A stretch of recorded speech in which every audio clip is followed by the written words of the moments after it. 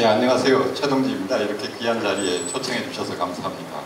사실 처음에 조우미 이사장, 한강 협동조합 이사장한테 전화를 처음 받고, 저는 최근에 이제 기후변화행동연구소 소장도 제가 맡고 있어서 기후변화 관련된 강의 요청이나 발표 요청이 많이 있는 것 같아요. 그래서 저는 일반 시민들 대상으로 하는 그런 이제 환경 관련 강의인가 보다 해서 가볍게 알았다고 그랬는데, 나중에 보니까 제가 잘 알지도 못하는 제2공항 주제하고 관련된 이런 내용이라서 좀 부담스러웠습니다. 그래서 선수들 앞에서 전혀 모르는 사람이 발표하는 이런 자리인 것 같아가지고 조금 부담스러웠는데, 어쨌든 가끔은 전혀 이해관계가 없거나 좀 오랫동안 그 문제에 대해서 들여다보지 않은 사람의 시각으로 볼 때 필요할 뭔가 새로운 아이디어나 이런 걸 얻을 수도 있을 거라고 생각을 하고, 어쨌든 제2공항 문제를 제일 모르는 사람으로서 얘기받고, 그동안 저는 이제 기후변화나 환경 문제에 관련돼서는 여러 활동이나 연구를 했으니까 그런 차원에서 제가 아는 범위에서만 좀 간단하게 준비를 했습니다. 어쨌든 제가 여기에 대해서 오랫동안 연구하거나 이런 건 아니라서 그런 걸 좀 감안하고 들어주시면 감사하겠습니다. 다음 슬라이드를 넘겨주십시오. 그래서 공부를 전화 받고 지금까지 이제 제2공항 문제하고 환경 수용력 문제를 어떤 방식으로 내가 접근한다면 어떤 방식으로 접근하면 좋을 건가, 이런 차원에서 좀 살펴봤고요. 그래서 처음에 이제 공항 현안부터 살펴봤죠. 제주공항의 다음 슬라이드 넘겨주십시오. 보니까 공항이 제주공항이 우리나라에서 유일하게 흑자인 공항이라고 그렇게 얘기를 하더라고요. 예. 페이지를 좀 넘겨주세요. 중앙에 안 나오네. 전체 화면으로 해주시면 좋아요. 예. 그 다음 페이지로 넘겨주세요.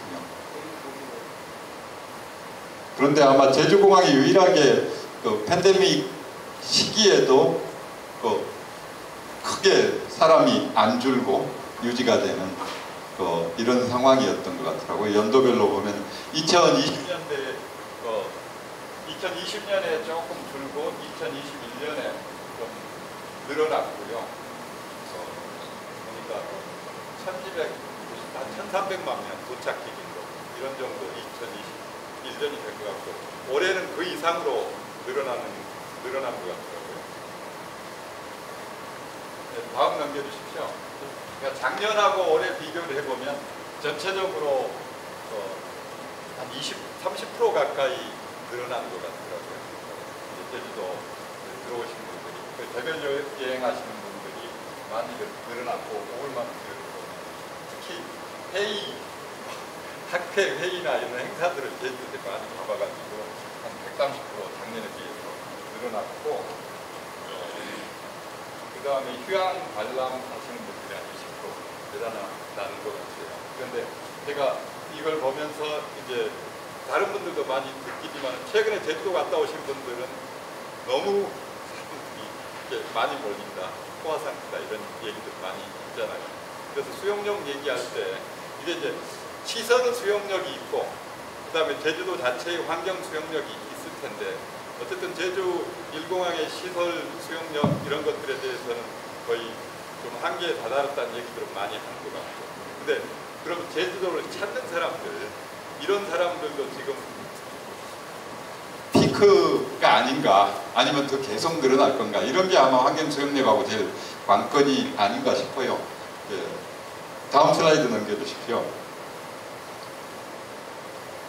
그래서 보통 이제 공항 개발하고 관련돼서는 우리나라 국토부에서 하는 공항 개발 종합계획 이런 게 있는데, 대부분 우리나라 계획들, 개발 계획들은 지금은 다 개발이라는 이름이 빠졌습니다. 최근에 댐 개발 종합계획 이런 것들도 다 법이 바뀌어가지고 개발이 빠지고, 연구원들이나 이런 데서도 다 개발이 빠지잖아요.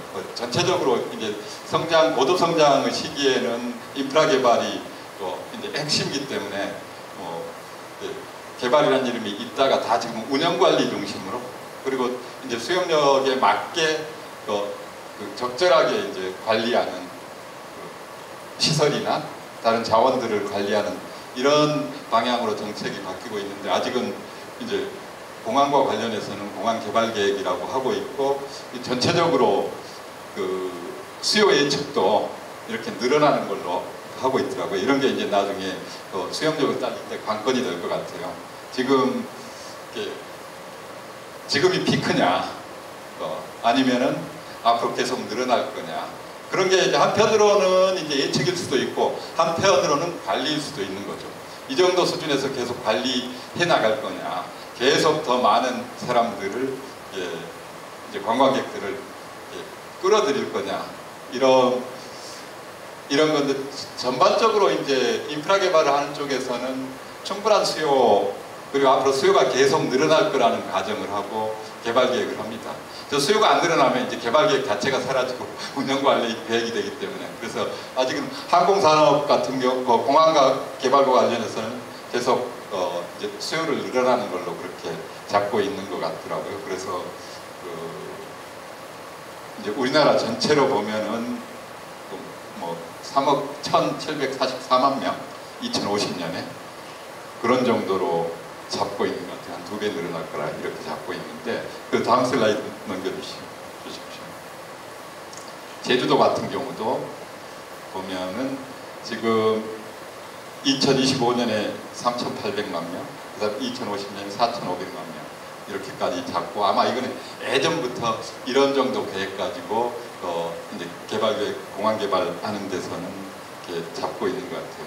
그런데 이제 전체적으로 다른 인프라 관련해서 대부분의 계획은 가장 큰 상위 계획이 이제 국토 종합 계획인데, 예전에도 국토 개발 같은 경우는 계속 인구가 늘어나고 개발 수요가, 인프라가 늘어날 거라고 생각을 하고 계획을 했었는데, 전반적으로 이제 앞으로는 그런 이제 수요가 늘어나는 것보다는 줄어들거나 정체하거나 이런 시기가 올 거기 때문에, 어떻게 앞으로는 인프라를 관리하고 유지 관리하고 적절하게 이것들을 이제 어떤 경우에는 축소될 수가 있고 이런 것도 관리할 건가, 이런 부분들이 주요한 관심이 아닌가 싶고요.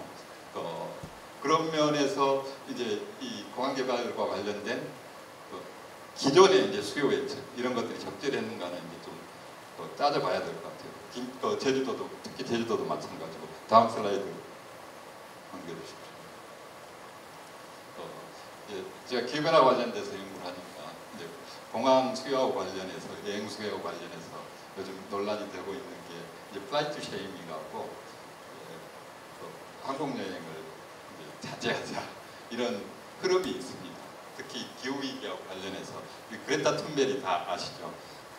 기후 운동의 이제 세계적인 이제 젊은 운동가죠. 몇 년 동안 이제 노벨 평화상 후보로 계속 거론되고 있는 스웨덴의 젊은 친구인데, 이 친구가 유엔 총회 초청을 받아서 가면서 그 초청을 받았는데, 나는 비행기 타고 안 가겠다.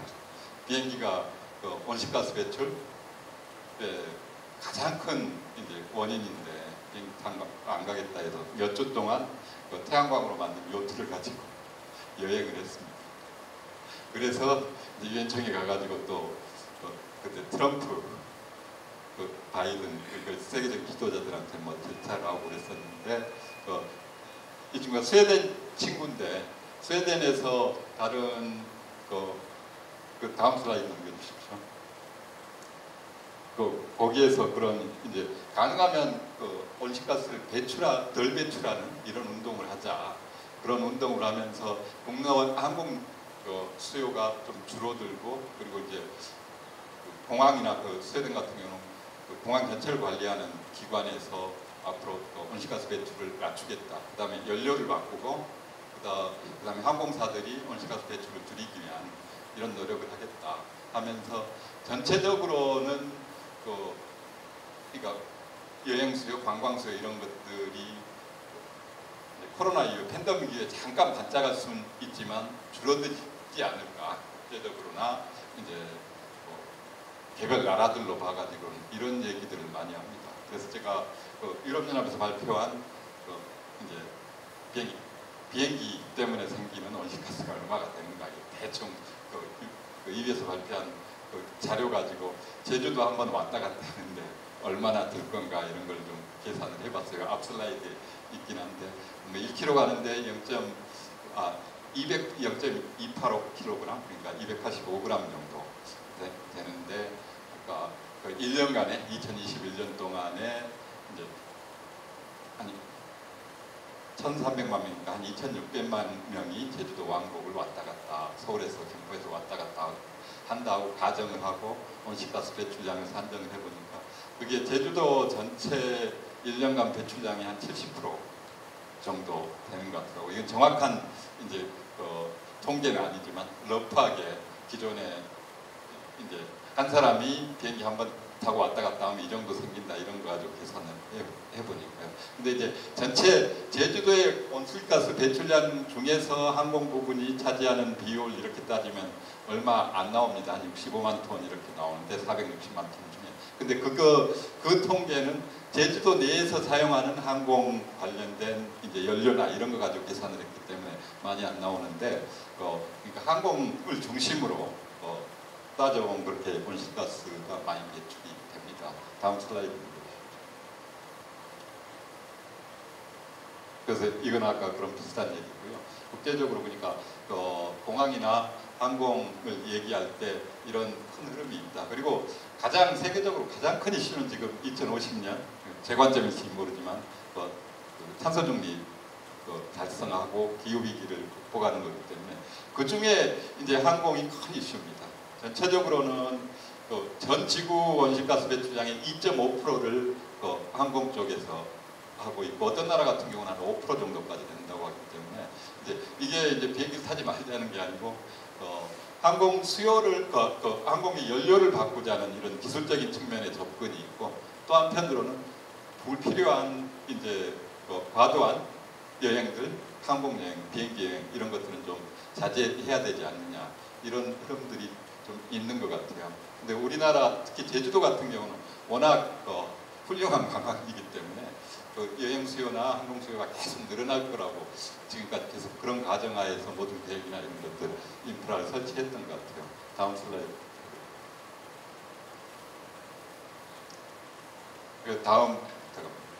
그래서 이제 제2공항 문제나 그 다음에 이제 제주도 미래를 생각할 때 이제 두 가지가 있겠죠. 아까 수요를 볼 때도 어떤 경우는 수요를 대부분 개발 계획할 때 이제 앞으로 지금 제주도 인구가 70억인데 10년 뒤에 80억이 될 거다. 이런 거는 마치 정해진 미래처럼 생각을 하고 거기에 맞춰서 항상 계획을 세웠거든요. 근데 실제는 그게 한편으로는 선택해서 우리가 좀 조절할 수 있는 부분이 있고 한편으로는 우리의 의지하고 상관없이 정해진 부분들이 있죠. 환경 수용력이나 이제 미래 계획을 세울 때는 이런 것들을 잘 판단을 해야 된다고 봅니다. 특히 인구 같은 경우도 지금까지 2020년까지는 우리나라 인구는 계속 증가해 왔어요. 그런데 이제 2020년 이후로 인구가 처음 감소하기 시작했고 그리고 앞으로 세계 어느 나라보다 빠르게 좀 급격하게 감소할 거라고 생각을 하고 있고 이게 아마 우리 경제에 큰 영향을 미칠 거다. 그러니까 우리 경제로 따지면 지금 우리 계속 이제 성장 얘기하고 있고 많은 부분들이 열심히 노력하면 더 늘어날 거라고 생각을 하고 있는데 이제 지금이 피크가 아닌가. 특히 인구학적으로 보면 생산 가능 연령 인구가 이제 줄어들기 시작을 했거든요. 우리나라 출산율이 계속 줄어들고 인구가 감소한다고 했는데 우리가 체감을 못했어요. 지금까지 왜 체감을 못했냐? 일본 같은 경우는 뭐 잃어버린 10년, 지금 잃어버린 30년, 40년 얘기하는데 그러면서 다른 한편으로 보면 우리가 이제 드디어 일본을 이제 넘어섰고 일본 같은 길을 안 갈 거라는 그리고 이제 특히 젊은 층들은 우리가 일본보다 훨씬 선진국이다 이렇게 얘기를 하는데 이제 인구 통계로 보면 지금부터 우리나라는 엄청 위험한 시기, 급속한 이제 하강을 겪게 될 거다. 그리고 왜 지금 2022년에 21년에 선진국이라는 얘기를 할 수 있게 됐냐면 지금 출산율은 계속 몇십 년째 줄고 있지만 경제활동 인구는 계속 늘어왔습니다. 왜 그러냐면 1960년대부터 계속 많이 태어난 베이비 부모들이 계속 경제활동 인구에 남아 있었고요. 은퇴를 아직 안 했고.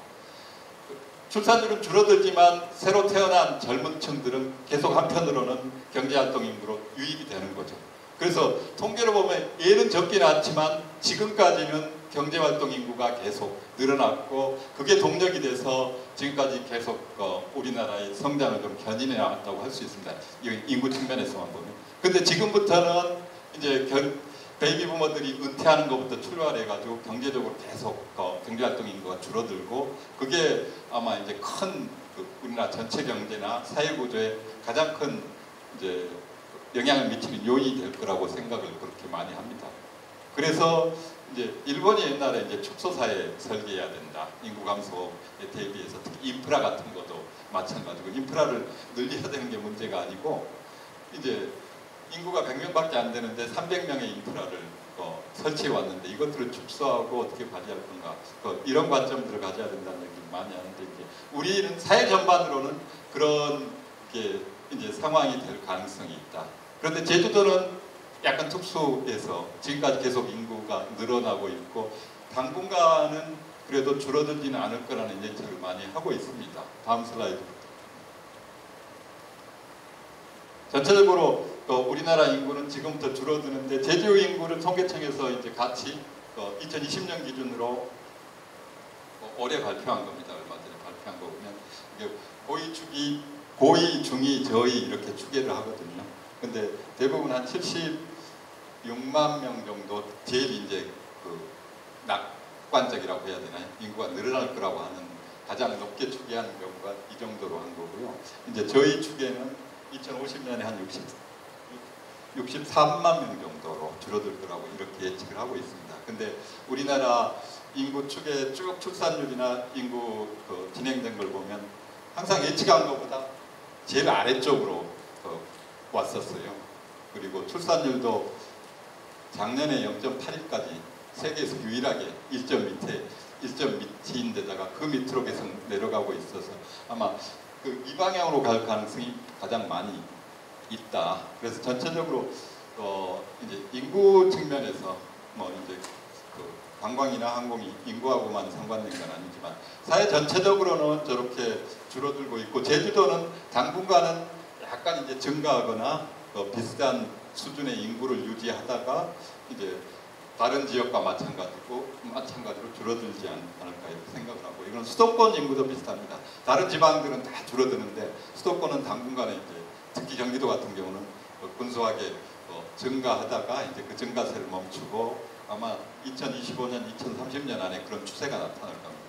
그런 면에서 그러니까 계속 인구가 증가하고 이제 지역이 발전할 거다. 이런 시각을 이제 개발 계획이나 이런 거 할 때 벗어나야 된다 하는 말씀을 드리고 싶고요. 예, 다음 슬라이드. 이게 포인트가 없었죠. 그리고 그러면 이제 인구나 관광객 수요가 우리 수용 능력 이런 것들이 이제 뭐 환경 수용 능력이 있고 인프라의 수용 능력이 있고 관광 수용 능력도 있을 텐데 또 중요한 거는 나중에 이제 도민들이나 시민들이 느끼는 이런 정서적인 수용 능력도 있을 겁니다. 그런 면에서 이제 몇 가지 통계를 보니까 전체적으로 지금 현재 수준에서 인구가 더 늘어나고 관광객이 더 유입되는 것에 대해서 제주 도민들은 어떻게 생각을 하느냐 하는 걸 제가 모르는 입장에서 통계만 놓고 보면은 지금 상당히 좀 이렇게 피크에 와 있고 더 늘면 좀 곤란하지 않겠느냐 이런 말씀들을 많이 하시는 것 같더라고요. 그래서 인구가 변화에 미치는 영향에 대해서 이제 한 60% 이상이 자연환경 훼손이나 이런 데 큰 영향을 미친다는 얘기 많이 하시고요. 다음 슬라이드 부탁드립니다. 그리고 도내 인구가 이제 제주 한 달 살이, 뭐 1년 살이, 그다음 제주로 오시는 분들 많이 있잖아요. 이 부분에 대해서도 이제 부정적인 인식을 하는 경우도 많아지고 있고, 그래서 도민들이 느끼는 경우는 상당히 이제 예전에는 인구가 많이 유입돼야 되고 늘어나야 되고 관광객도 유입돼야 된다는 거였는데 지금은 상당히 좀 포화되고 있고 더 이상 늘어나면 곤란하지 않을까 이런 인식들을 많이 하고 있지 않나 이런 생각을 좀 하게 됐고요. 다음 그래서 이제 수영력 좀 이따 얘기하기도 하기는 하겠지만은 그러니까 제주도 미래를 계획하거나 수용 능력을 볼 때 어떤 이거는 고정적인 게 아니고 이제 누구의 관점에서 보느냐 이런 거에 따라 좀 다를 것 같아요.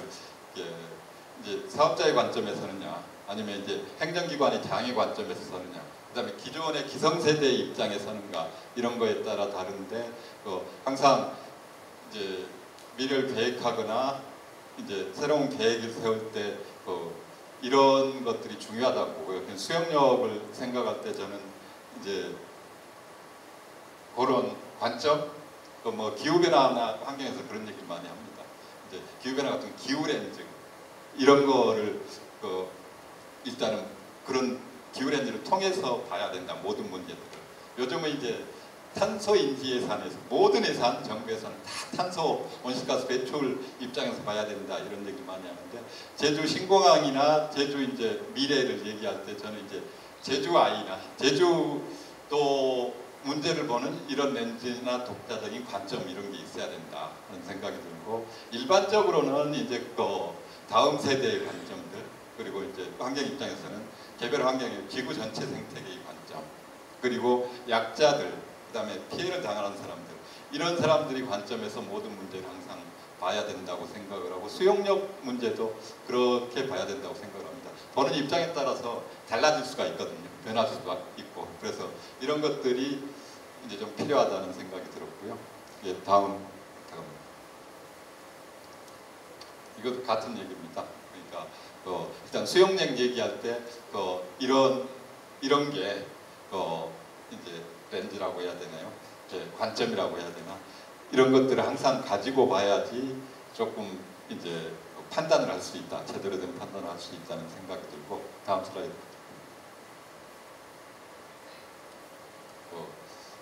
이제 저희가 이제 제가 기후변화 행동연구에서 최근에 이제 미래 세대들의 미래에 대한 젊은 세대들 그다음에 이런 사람들이 젊은 세대들이 어떻게 생각을 하는가 하는 것들을 설문조사도 해보고 이건 글도 받아보고 했는데 좀 제일 큰 문제가 적어도 지금 우리 세대들이 생각했을 때는 항상 젊었을 때는 미래가 지금보다 낫고 경제적으로나 다른 모든 면에서 낫다고 생각을 하는데 상당히 불안하고 암담하게 생각하는 경우가 되게 많은 것 같더라 하는 생각 그런 판단들을 좀 많이 하게 됐습니다. 그래서 이제 근데 대부분 우리들은 특히 이제 좀 기성세대들이나 또 다른 한편으로 얘기하는 586이나 이런 사람들 지금 사회를 주도하는 이런 사람들 입장에서 보다 보면 이런 이 미래도 그런 관점에서 보기 때문에 상당히 다른 시각에서 볼 가능성이 있다. 그래서 아까 이제 기후 얘기를 할 때 기후렌즈 얘기할 때 그런 관점 얘기를 했고요. 다음 슬라이드 부탁합니다.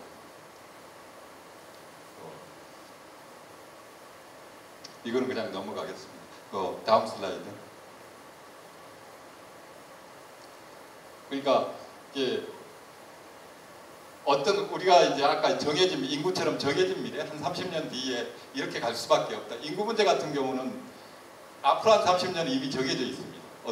어떻게 갈지가 정해져 있고 우리가 암만 노력해서 안 되는 부분이 있는데 제주도의 미래를 포함해서 지구의 미래, 우리의 미래는 이제 우리가 어떤 선택을 하는가에 따라서 이제 여러 가지 시나리오나 여러 가지 갈래로 갈 텐데 이제 그것들을 그러니까 어떤 시나리오를 선택을 할 건가 하는 것들은 이제 그러면 그 시나리오를 선택하게 되는 가장 중요한 요소들이 뭔가, 동인이 뭔가, 이 시나리오를 결정하는 이런 것들에 의해서 결정이 되고 전체적으로 이제 환경하고 이제 기후위기와 관련해서는 인구 문제, 그 다음에 어떤 경제적인 선택을 하는가 이런 부분들이 큰 영향을 미치겠죠. 그래서 이제 대안을 선택하거나 수용력 문제를 따질 때 지금 그 이제 우리 수용력이 이 정도다, 넘었다, 안 넘었다 이런 차원을 넘어서 그러니까 이런 선택을 했을 때 앞으로 어떤 시나리오를 따를 거다.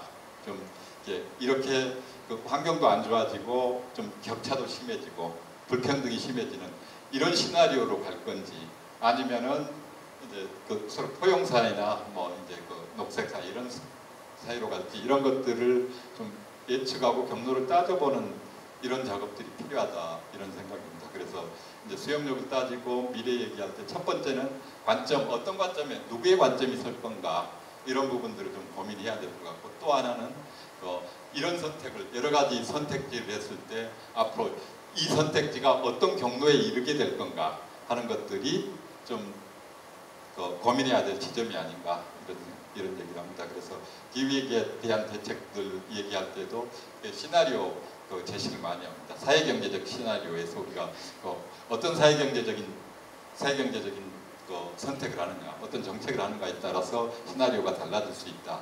그리고 이와 관련해서 우리나라는 이제 기후위기 관련해서는 기후 악당 국가라고 그런 비난도 많이 받고 있죠.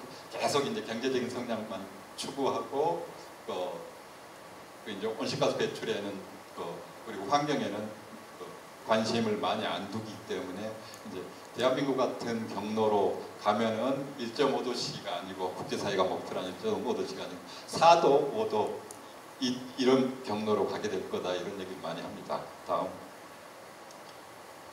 다음 슬라이드 넘겨주십시오.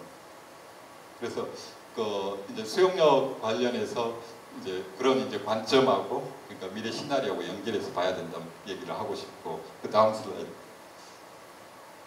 그래서 제주도 환경 수용력 얘기를 해서 제가 조금 여러 가지 논문이나 자료들을 찾아봤는데 연구들이 이미 많이 돼 있는 것 같더라고요. 그리고 환경 수용력에 대해서 여러 기관에서 여러 관점에서 연구를 많이 했고 뭐 90년대 말부터 이런 얘기를 했고 97년에 이제 제가 이 부분에 국토연구원에 있었던 때인 것 같은데 2000년부터 있었구나. 그때도 벌써 이제 90년 말에 생태발자국 연구를 했고 그때 이제 얘기할 때 제주도 같은 경우는 뭐 한 6, 70만이 적정 인구고 산림면적 자동차 대수는 한 20에서 25만 대 수준이고 이런 연구를 뭐 한 사례가 있고 다음 슬라이드.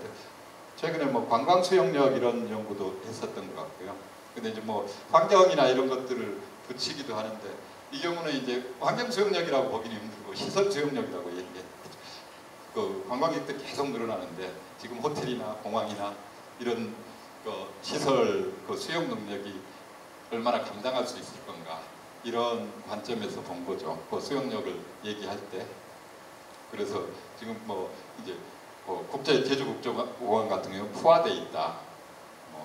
그래서 예를 들어서 이제 환경 수용력 입장에서 보면 이제 더 이상 환경이 감당하기 힘들다. 그래서 이제 시설이나 관광객이나 이런 것들을 좀 조절하고 관리해야 된다. 이런 입장에 설 수가 있고 이제 항공산업, 관광산업 이런 그런 관련 기업 입장에서 보면 지금 시설 가지고는 계속 늘어나는 관광객들을 수용할 수 없다. 그래서 더 시설을 늘려야 되고 뭐 이렇게 볼 수도 있는 거죠. 그리고 이제 환경 수용력이라고 얘기했을 때는 다음 문제 주십시오. 그런 얘기를 많이 하죠. 이제 최근에 뭐 보니까 슬라이드로도 좀 자연자원 총량 이런 연구도 하고 그 다음에 우리 적정 인구가 얼마일 건가 제주도 그 환경을 따졌을 때 그 다음에 수용 능력이 얼마일 건가 이런 얘기를 많이 합니다. 그런데 이제 수용 능력과 관련해서 이제 말씀드릴 수 있는 거는 이 수용 능력이라는 건 아까 누구의 관점에서 하는가에 따라 좀 다르게 평가될 수도 있고 또 하나는 이 수용 능력이라는 거는 시간에 따라 좀 변할 수도 있다. 고정돼 있다고 보기 힘들다. 그래서 뭐 어디에서 발표하니까 1인당 생태발자국이 얼마인데 이걸 초과했다. 그래서 이제 환경 수용력을 넘었다. 이런 식으로 너무 고정된 시각에서 보면 안 된다. 그래서 항상 유연하게 이제 환경 수용력이나 이제 수용 가능 능력 이런 것들은 시기나 조건에 따라 변할 수 있다. 그 조건을 이제 환경 수용 능력을 더 늘리는 거는 예를 들어서 농업 기술이나 이런 기술 발전에 의해 가지고 예전에 사용할 수 있는 것보다 훨씬 더 많은 이제 생산성 생산을 하고 뭐 이래 가지고 수용력이 좀 늘어날 수도 있는 거고요. 또 한편으로는 과도하게 훼손을 해서 인구가 늘어나고 자연환경이 훼손되면서 수용 능력이 줄어들 수도 있는 거죠. 그래서 수용 능력을 평가할 때는 고정된 특정한 지점이나 특정한 수용 능력이 있고 그게 이제 변하지 않는 거라고 이렇게 보면 안 된다는 것을 처음에 말씀드리고 싶고요. 예, 다음 슬라이드. 그래서 이제 전반적으로 지금까지는 이제 수용 능력이 늘어날 수 있고 기술이나 다른 이제 생산성이 향상되면서 또 예전에 우리가 생각했던 것보다 수용력이 늘어난다는 얘기들을 많이 했습니다. 특히 이제 70년대 유명한 로마 클럽에서 성장이 한계 이런 얘기를 많이 했어요. 그때 이제 1970년대 환경이나 인구가 폭발적으로 증가하는 걸 보면서 야 이대로 되면 지금 이 수준으로 인구가 늘어나면은 자원이 부족해지고 식량도 부족해지기 때문에 한 30년, 50년 뒤면은 지구가 큰 위기에 처할 게 아니겠는가 하면서 계속 경고를 했는데 이제 그때 경고를 이제 지금 수준에서 평가를 해보면 어떤 사람들은 그 사람들 얘기가 틀렸다. 우리가 이렇게 인류가 기술도 발전하고 수용력을 늘려서 지금까지 왔다. 이렇게 이제 보는 사람들이 있고요. 또 한편으로는 그 사람들 얘기가 이제 맞았다. 그리고 그때 이제 경고했던 것들이 지금 문제가 되고 있다. 이런 얘기들을 또 하기도 합니다.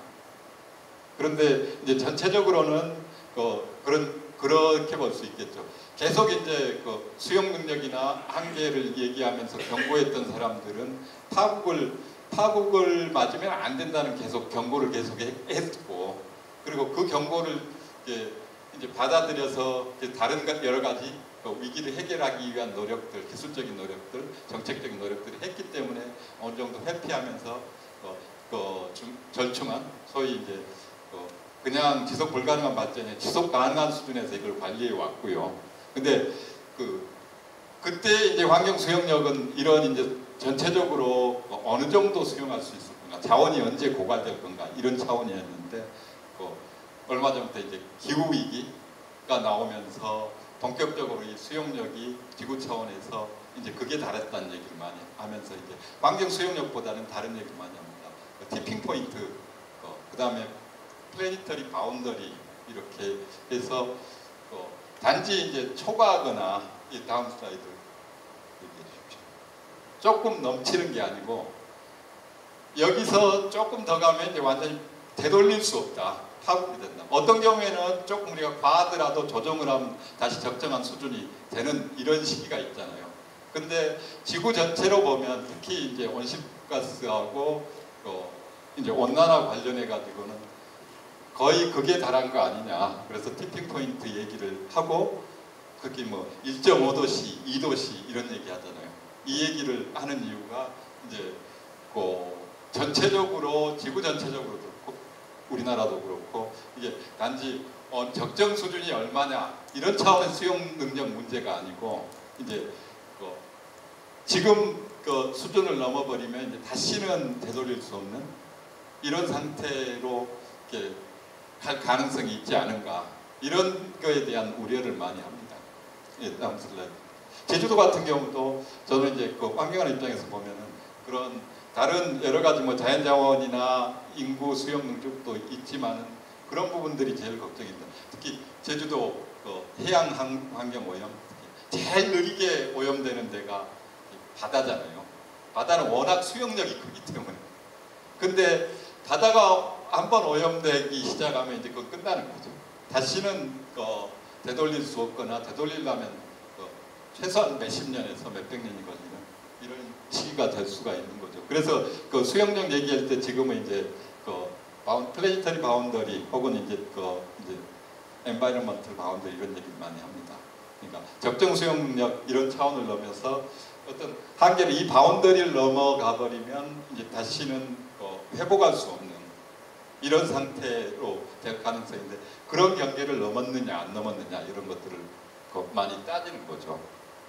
그래서 과거에 특히 종다양성 문제들, 질소오염 이런 것들은 지금 한계를 넘었다고 얘기를 많이 하고, 몇 년 전에 할 때는 이제 기후 위기도 거의 이제 그게 달하고 있고 이런 평가를 많이 하고, 이 평가 하는 항목들은 각각 다르겠죠. 예를 들어서 우리가 제주도를 대상으로 한다고 했을 때는 환경 수용력이나 이제 제주도의 수용력, 지속 가능한 수용력을 어떤 부분에서 평가할 건가를 좀 다를 건데, 근데 이런 식으로 이제 평가를 많이 한다는 거죠. 근데 이 지구 전체 수용력은 한 9가지 정도가 지금 평가를 하고 있고, 몇 년 전에 한 4가지가 좀 위험했다 하는데, 다음 슬라이드 보십시오. 갈수록 이 한계를 넘는, 바운다리를 넘는 부분들이 늘어난다. 다음. 그래서 평가를 이런 식으로 많이 합니다. 이 바운다리를 정해놓고 적정한 수준들, 그 다음에 이제 넘어가면 안 되는 수준들을 정해놓고, 이게 시기별로 어떻게 변했고 분야별로 이게 어느 수준인지 이런 식으로 이제 환경 수용력을 평가를 많이 한다는 거죠. 그래서 이제 제주 공항의 수용력은 이제 시설 수용력이겠죠. 근데 이제 우리가 이제 환경 수용력 얘기했을 때 제주 전체의 환경 수용력을 얘기해야 될 거고, 그랬을 때 이제 크리티컬한 항목들이 어떤 게 있는가, 해양 오염, 뭐 이제 오수 문제, 수자원 문제가 있을 거고, 뭐 기후 문제가 있을 거고, 폐기물 문제가 있을 거고, 여러 개가 있을 건데, 그런 항목들에 대해서 적정한 이제 수용 한계가 어느 정도고, 어떤 부분이 이를 넘어섰는가 이런 것들을 평가를 해야 되겠죠. 다음. 그리고 그거하고 관련해서 이제 이건 조금 다른 얘기일 수도 있는데, 이런 수용력을 이렇게 두고 어떤 미래를 선택할 건가 하는 부분들도 또 하나의 쟁점인 것 같아요. 행복한 사회, 이런 행복 지수 따질 때 뭐 북유럽 국가, 또 한편으로 부탄 같은 국가 이런 얘기들 많이 하잖아요. 그래서 적정한 환경 수용력 속에서 관리하면서 사는 나라들, 그리고 이제 우리나라처럼 이제 환경이나 뭐 경쟁, 사회적 경쟁 이런 것들은 스트레스는 엄청 받으면서 경제적으로 부유하게 사는 이런 나라들 대비될 텐데, 이제 예를 들어서 미얀마하고 대한민국을 비교했을 때 환경 수용력만 놓고 보면은 이제 미얀마가 훨씬 더 괜찮은 모델일 수가 있는데, 그러면 두 나라 중에 어떤 나라가 더 잘 사는 나라냐, 행복한 나라냐, 이런 것들 보는 관점에서 다른 것 같고, 어떤 선택을 하는가, 사회나 이제 이 국민들이 어떤 선택을 하는가에 좀 따라서 좀 달라지겠죠. 다음. 그리고 제주도 환경 수용력 관련해서 이제 제가 몇 가지 찾아봤습니다. 환경 관련된 지표를 가지고. 다음.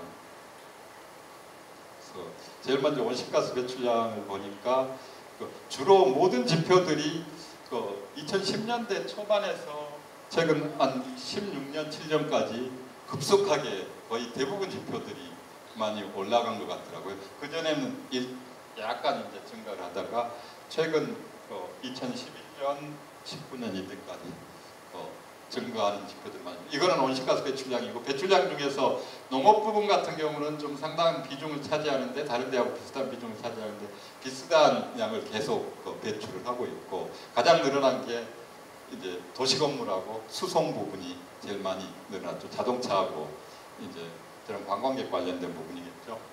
휴양시설들하고. 다음 슬라이드 넘겨주십시오. 그리고 폐기물 같은 경우도 보시면은 2000년부터 2010년 정도까지 비슷한 배출량을 보이다가 2011년부터 2016년, 7년까지가 계속 폐기물 발생량도 늘어났고, 특히 생활 폐기물 발생량도 보면은 이런 정도로 늘어났습니다. 제주도 생활 폐기물 발생량이 우리나라 전국 지자체로 비교를 해보면 광주나 이런데 낮게 1인당 배출하는 이런 지자체에 비해서 한 2배 정도 됩니다. 제주도 거주하는 사람들이 다른 지역에 비해서 2배 가까이 생활 폐기물 배출하느냐? 그건 아니겠죠. 대부분 이제 관광객들하고 관련돼 있는 부분들이겠죠. 있죠. 폐기물이 계속 이렇게 문제가 되고 있고, 이 폐기물들은 그러니까 이런 이제 항공이나 관광객들하고 많이 관계가 있는 부분이겠죠. 그래서 수용 능력을 따질 때 그 제주도 인구만 가지고 따져서는 곤란하고 폐기물의 이제 그 매립지나 이런 수용력 따질 때 이것까지 합해서 계산을 해야 될 것 같습니다. 관광객들 숫자까지. 다음 슬라이드. 그럼 매립 시설들을 보니까 이쪽 제주시 환경관리소에서 관리하는 회천 매립장인가요?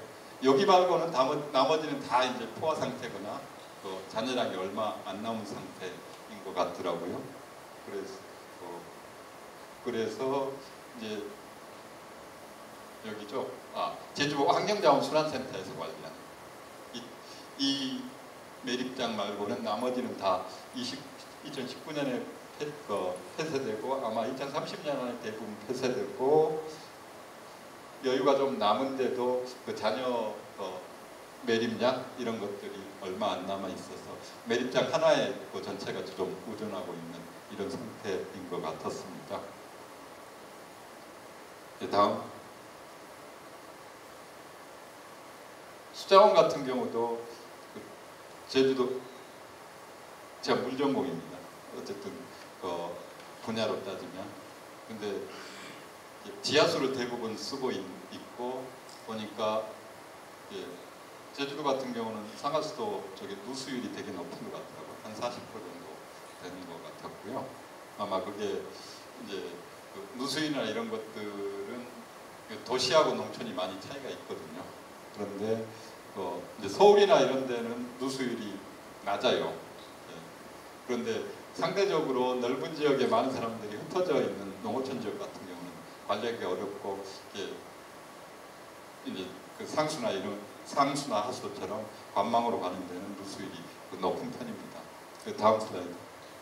근데 어쨌든 수자원 보존량도 제주도는 워낙 지하수가 풍부하고 비가 많이 와서 충분한 편인데 물은 좀 많이 쓰고 있고 시설이 특히 이제 수자원보다도 수질이나 이런 쪽에 문제가 좀 많은 것 같고 이거는 오수처리 시설 통계입니다. 한 12,000개 되는데요. 오수처리 시설이라는 거는 이제 우리 보통 하수도는 하수처리장으로 다 관망이 연결돼 가지고 글이 다 유입되고 거기서 처리해서 내보내잖아요. 근데 그거 말고 그 하수처리 구역 밖에 있는 개별적으로 따로 상간에서 단독주택을 있거나 펜션을 하거나 조그만 시설을 하거나 독립된 골프장을 하거나 뭐 이런 데서 따로 시설을 만들 경우에는 오수처리 시설을 따로 설치해야 됩니다. 그게 한 10,000개가 넘습니다. 12,000개 정도 되고 이런 것들은 작은 처리 시설들이기 때문에 대부분 처리가 제대로 안 되고 바로 방류가 되거든요. 하천이나 이제 바다로. 근데 내가 신문이나 기사를 찾아보니까 제주도에서 한번 큰 문제가 된 적이 있더라고요. 오수처리 시설 때문에. 그래서 이런 부분들도 관리가 필요한데 상당히 많다. 그리고 개인 오수처리 시설 같은 경우 관리가 좀 안 되고 있는 게 아닌가 하는 생각이 들고요. 다음. 그래서 제주도 같은 경우 환경자연 총량제 뭐 이런 것도 최근에 이런 정책도 추진하고 그러는 것 같더라고요. 그러면서 이거는 이제 슬라이드를 제주도 홈페이지 여기서 가져왔는데 나름대로 이런 정도로 상당히 제주도 환경이 안 좋고 좀 포화 상태에 있다는 것을 어쨌든 제주 시민들도 그렇고 제주 정책 담당자도 다 알고 있고 여기에 대해서 대책을 이제 고민하고 있는 건 분명한 것 같습니다. 그래서 최근에 이제 환경자원 총량제 이런 개념으로 연구를 하고 있는 걸 봤습니다. 다음. 이거는 주로 이제 자연자원 중심으로 자원자원 중심으로 평가를 하는 것 같고요. 다음. 그래서 산림자원이나 이런 자원 중심으로 평가를 좀 하는 것 같습니다. 근데 우리가 환경 수용력이라고 했을 때는 그런 거보다는 아까 얘기했던 너무 사람들이 많이 몰려가지고 배출하는 폐기물이나 이제 다른 여러 가지 오염 문제들 이런 부분들에 대한 고려를 아마 더 핵심적으로 해야 되지 않는가 이런 생각이 듭니다. 물론 이거 관련이 아주 중요하게 있는 거고요. 자연자원관리에서. 다음. 그래서 환경 수용력 얘기를 할 때, 그러니까 아까 얘기했듯이 어떤 관점에 설 거냐, 그다음 수용력을 어떻게 볼 거냐, 그다음에 이런 관점에 섰을 때 앞으로 어떤 시나리오로 갈 거냐, 그리고 또 하나는 어떤 항목들을 가지고 평가를 할 거냐, 그 평가를 할 때 적정한 수준, 그리고 넘어서는 안 되는 수준이 어떨 거냐, 이런 것들을 우리가 고려를 해야 된다. 뭐 이런 정리를 하면 이런 정도 말씀을 드린 것 같고요. 이제 그리고 결국은 이제 수용력이 넘었으니까 뭐 이런 행위를 하면 안 된다. 이런 데서 그쳐서는 안 되고 이런 식으로 가야 된다. 이런 대안 얘기 없이 이제 기존의 정책이나 이제 기존의 시나리오를 그냥 평가하거나 이제 비판하는 정도만 거쳐가지고는 이거 잘못된 방향을 막을 수가 없겠죠. 그래서 대안을 많이 읽고 저한테 주신 책도 보면 시민에 대한, 그 다음에 신공항에 대한 얘기를 많이 하는 것 같더라고요. 그래서 대안이라는 건 도대체 어떤 걸까? 어떻게 만들어야 되는가? 이런 게 이제 다음 단계의 고민을 아마 하시는 것 같고, 그런 면에서 이제 몇 가지만 좀 제가 생각을 했던 거는 다음. 뭐 이건 넘어가겠습니다. 제주도민들은 제가 보니까 소득 수준 만족도가 다른 지역에 대해서는 그렇게 낮은 것 같지는 않고요. 자연환경에 대해서도 아직까지는 그렇게 제주도의 자연환경 소득 수준에 대해서 그렇게 나쁜 것 같지는 않았습니다. 이게 2015년부터 22년까지 보면 다음.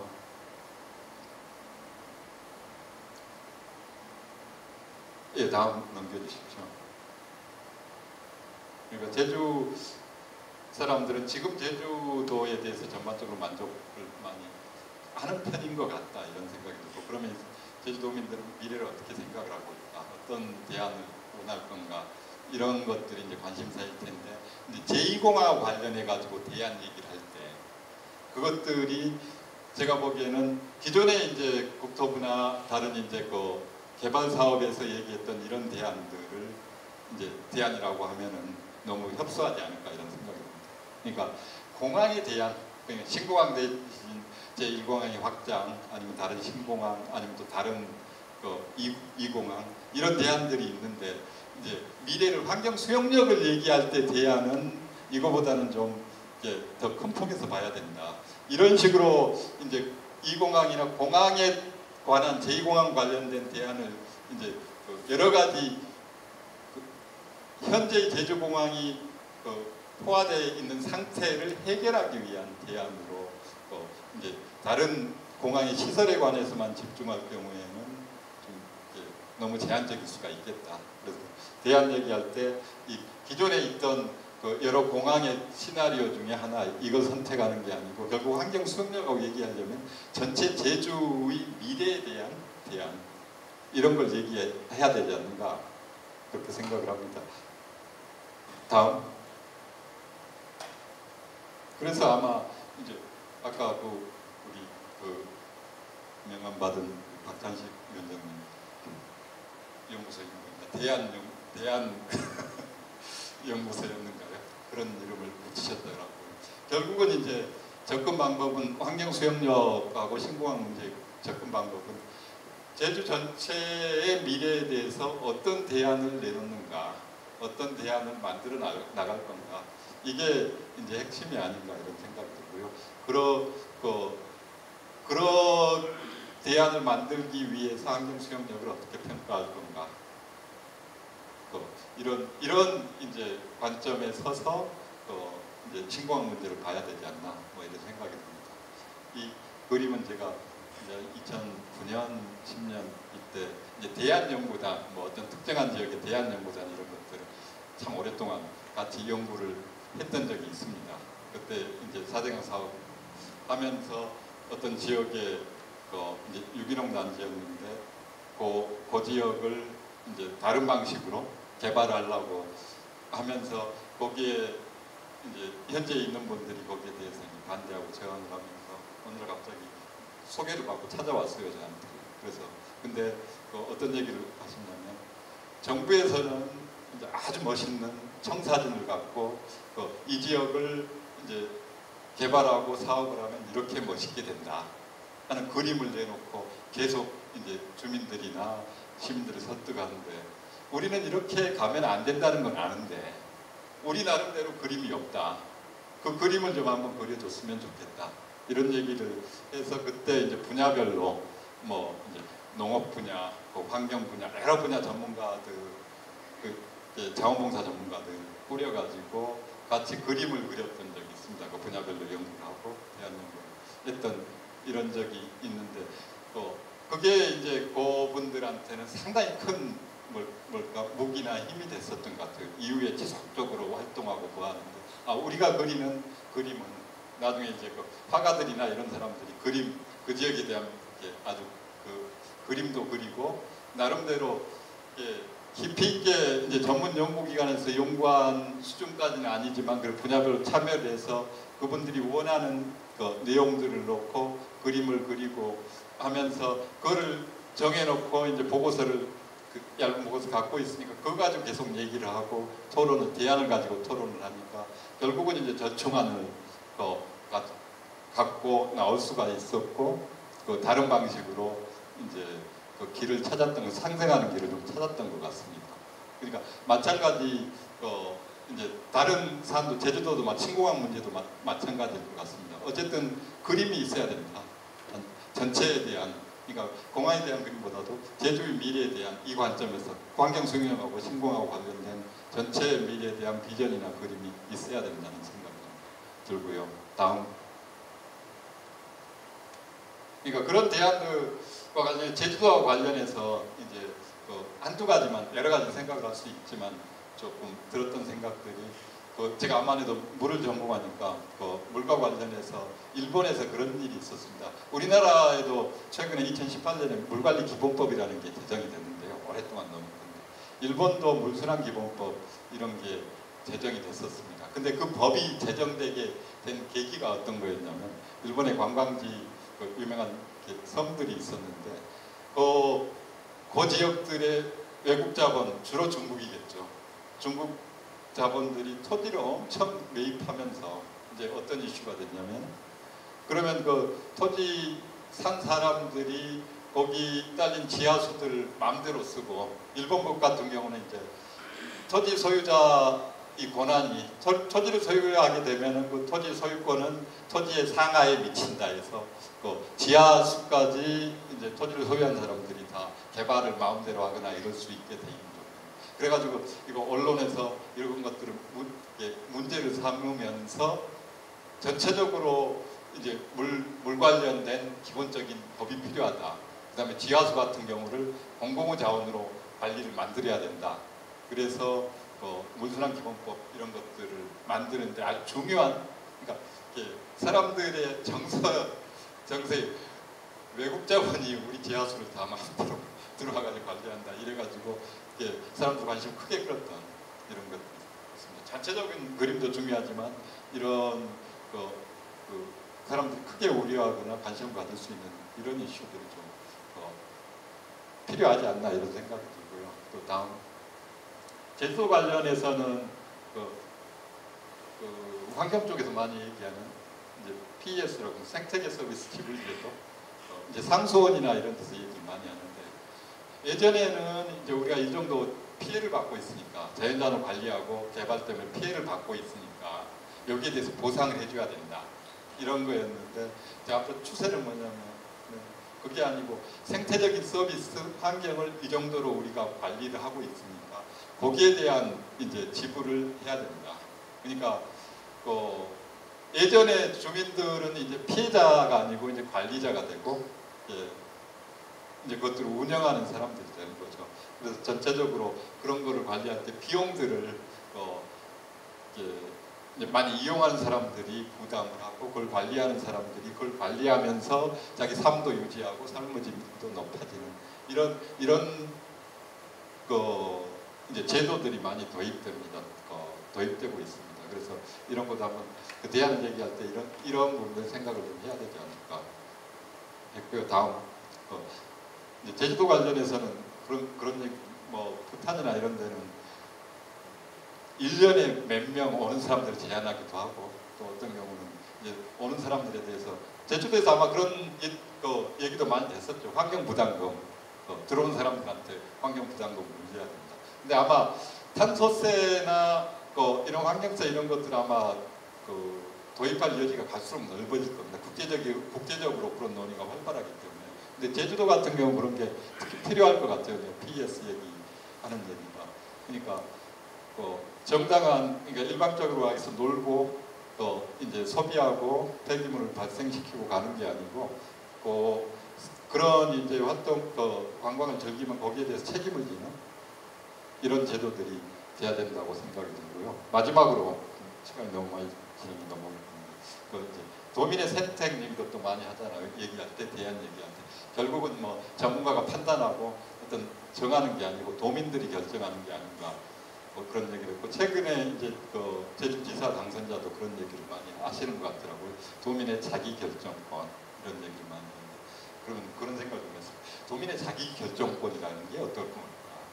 그냥 어떤 특정 시점에서 여론조사를 해가지고 그게 많이 나오면 그게 도민들의 결정일까, 도민들의 자기결정권일까, 이런 생각을 했기 때문에 자기결정권 혹은 도민의 선택이라는 게 어떤 걸까를 또 고민해야 되지 않을까 얘기를 대안을 얘기할 때 그런 생각을 좀 얘기를 했고요. 특히 제2공항 관련해서는 이런 얘기들을 많이 하는 것 같아요. 결국은 도민이 선택해야 된다.